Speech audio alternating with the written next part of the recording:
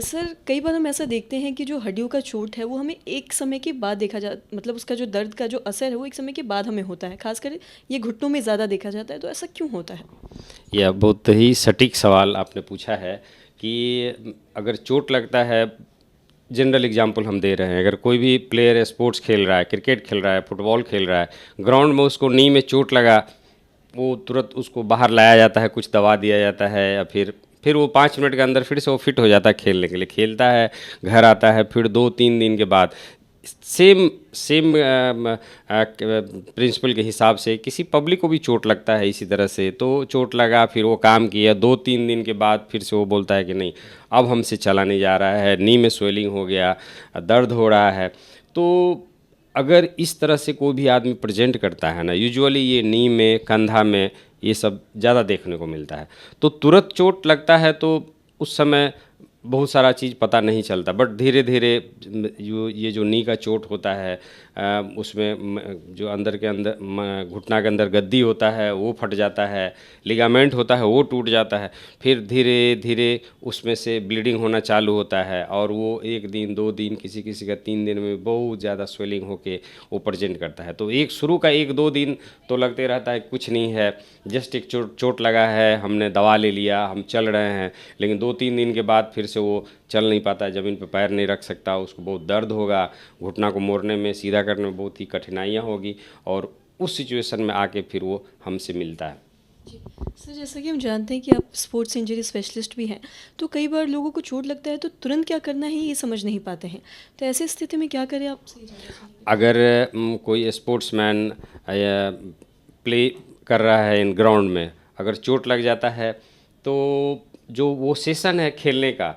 अगर उसको लग रहा है कि नहीं हम खेल पाएंगे, तो उस सिचुएशन में वो खेल सकता है। लेकिन अगर किन्हीं को इस तरह से चोट लगे तो इस चीज़ को इग्नोर नहीं करना चाहिए। कुछ साइन होता है जो हमको इंडिकेट करता है कि हमको डॉक्टर से मिलना है। जैसे चोट लगा घुटना में या कंधा में या कहीं पर, तो यूजुअली आप देखेंगे कि सूजन हो जाता है और नीला गहरा रंग का वो जो कलर है वो हो जाता है। प्लस घुटना मोड़ने में, सीधा करने में उसको डिफ़िकल्टी होती है, चलते समय लगता है उसको कि नहीं हम प्रॉपर स्टेप्स नहीं ले रहे हैं, पैर मेरा थोड़ा सा टिल्ट हो जा रहा है, या फिर जब घुटना मोड़ते हैं, सीधा करते हैं, तो कट मतलब एक अजीब टाइप का घुटना के अंदर से साउंड आता है। तो ये सब जो सिचुएशन है, अगर किन्हीं को चोट लगने के बाद महसूस हो तो इमीडिएटली उनको डॉक्टर से परामर्श लेना चाहिए, नहीं तो बाद में ये जो छोटा सा चीज़ है वो बहुत ही अलग टाइप का रूप ले लेता है, और अलग स्ट्रक्चर जो घुटना के अंदर और सारे चीज़ें हैं उसको डैमेज करता है, और इन रिजल्ट उसका अच्छा नहीं होता है। और घुटनों की हम बात कर रहे हैं तो ऐसा हम अक्सर देखते हैं कि घुटनों का जो दर्द है वो एक उम्र के बाद ज़्यादा देखा जाता है, तो ऐसा क्यों होता है? जी, जो नी होता है, घुटना है, घुटना के अंदर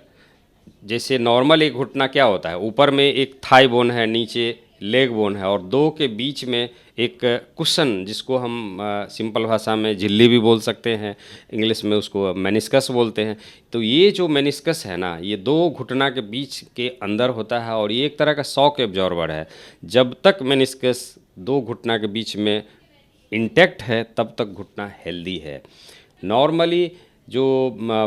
जैसे हम ओल्ड एज होते हैं तो हमारा बाल जो है सो ग्रे होना चालू हो जाता है, तो वो तो हमको दिख रहा है, लेकिन यही एजिंग प्रोसेस घुटना के अंदर भी होता है। तो जो मेनिस्कस से जो गद्दी है, जो जितना हम चलते हैं तो एक समय के बाद वो काम करते करते करते जो गद्दी धीरे धीरे घिसने लगता है, और घिसने के बाद एक समय आता है कि दो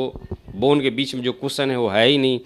लास्ट में बोन और बोन के बीच में जब चाल होता है तो टकराहट होती है, और वही एक पेनफुल कंडीशन होता है। तो ये एक तरह का एज रिलेटेड प्रोसेस है,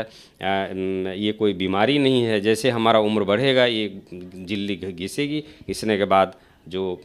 इसका कुशन इफेक्ट है वो ख़त्म हो जाएगा, और हमको दर्द के रूप में ये महसूस होगा कि हमें दर्द हो रहा है।